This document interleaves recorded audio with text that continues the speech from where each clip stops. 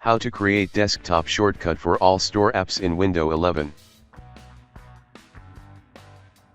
First open Start and type CMD. Right-click Command Prompt and click on Run as Administration.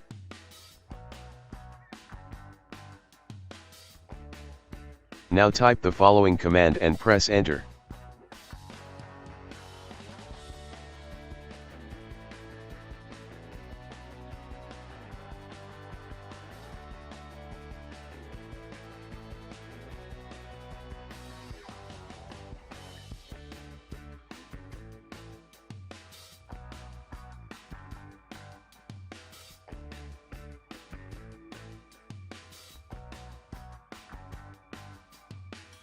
Press Enter.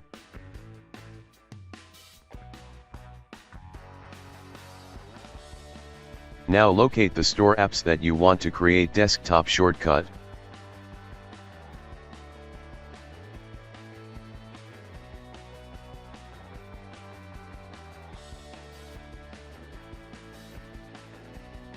Right-click on that app and click on Create Shortcut.